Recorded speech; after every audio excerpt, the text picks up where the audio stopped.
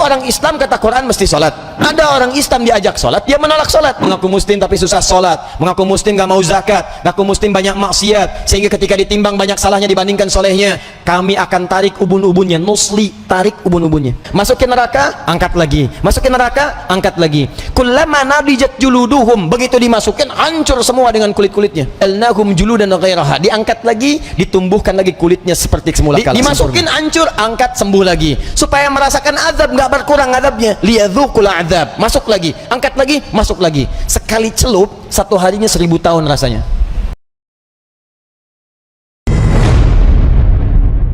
Misal ngaku Islam, beriman pada Allah, diminta sholat.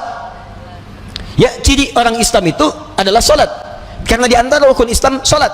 Ya, hadis riwayat Muslim, nomor hadis yang ke-8.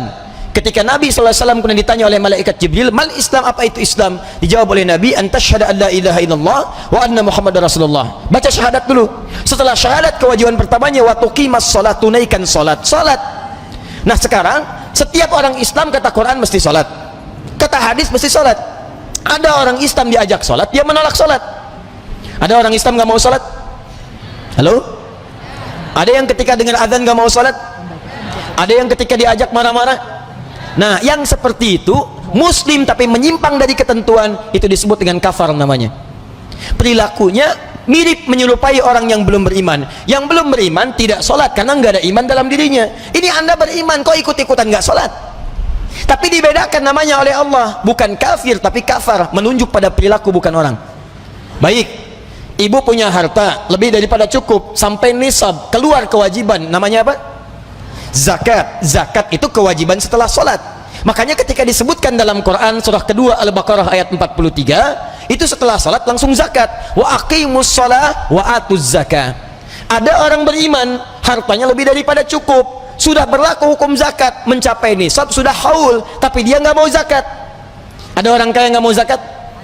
Ada orang yang sulit zakat? Ada. Yang jadi masalah adalah kalau orang tidak beriman, bukan muslim, tidak zakat karena tidak ada iman, nggak ada syariat. Ini ada orang ngaku beriman nggak mau zakat, perilakunya mirip-mirip. Untuk dibedakan nama orang dengan perilaku, tidak disebut kafir, disebutnya kafar. Quran surah 14 ayat 7, la in syakartum la azidannakum. Kalau Anda bersyukur dengan nikmat, Anda keluarkan zakat, Anda keluarkan infak, maka kami akan tambah nikmatnya. Begitu ada yang tidak bersyukur, apa sebutannya oleh Quran? Wala in kafaratum. Tapi kalau Anda ingkar dengan itu semua, nggak mau zakat, seperti orang tidak beriman, Anda kami berikan hukuman, ya. Hukuman, siapkan. Inna adzabi lasyadid. Ingat-ingat, nanti kalau Anda tidak tobat di akhirat saya siapkan hukuman. Yang tidak beriman itu sudah nggak ada ketentuan. Anda yang beriman kok ikut-ikutan? Kafar namanya. Nah, lihat baik-baik. Orang ini kalau dia muslim tapi dia tidak pernah sholat, tidak mau zakat, nanti di akhirat akan ditimbang berapa amal solehnya, berapa amal salahnya. Kalau amal solehnya 49 misalnya 99%, amal salahnya 50,0001%, masih banyak salahnya, maka dia akan dimasukkan ke dalam neraka dulu untuk membebaskan dari kesalahan-kesalahan tadi, baru kemudian masuk ke surga. Neraka yang mana? Nah, lihat nerakanya, Quran surah 4 ayat ke-56. Innalladzina kafaru kafara bi ayatina. Orang-orang yang kafar, ingkar dari isyarat kami, yang mengaku muslim tapi susah sholat, mengaku muslim gak mau zakat, mengaku muslim banyak maksiat, sehingga ketika ditimbang banyak salahnya dibandingkan solehnya, kami akan tarik ubun-ubunnya, nusli, tarik ubun-ubunnya. Saufa nuslihim nar, jahanamnya nggak disebutkan, kami akan celupkan dengan ubun-ubun itu ke neraka. Nusli itu ditarik sambil dicelupkan. Bapak pernah bikin teh celup, Pak? Ibu ya? Teh celup itu kan masukin, naikin, masukin, naikin gitu ya. Nah, itu teh celup, Bu, Pak. Masukin, naikin. Nah, siksa orang yang seperti ini juga begitu. Tarik ubun-ubunnya, masukin neraka, angkat lagi. Masukin neraka, angkat lagi. Kullama nadijat juluduhum, begitu dimasukin hancur semua dengan kulit-kulitnya. Hancur. Kenapa disebut kulit? Karena kulit adalah indera perasa yang paling pekat. Kalau nggak percaya silahkan coba cambuk diri sendiri.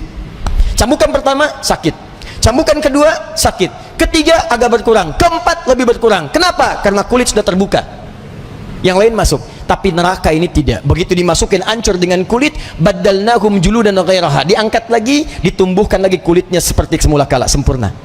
Dimasukin hancur, angkat sembuh lagi, supaya merasakan azab, nggak berkurang azabnya. Liyadzuqul azab, masuk lagi, angkat lagi, masuk lagi. Sekali celup, satu harinya 1000 tahun rasanya, satu detiknya kurang lebih 48 hari. Kalau mau coba silakan. Kalau sudah diinfokan masih pengen melakukan maksiat, artinya ada yang salah dalam dirinya.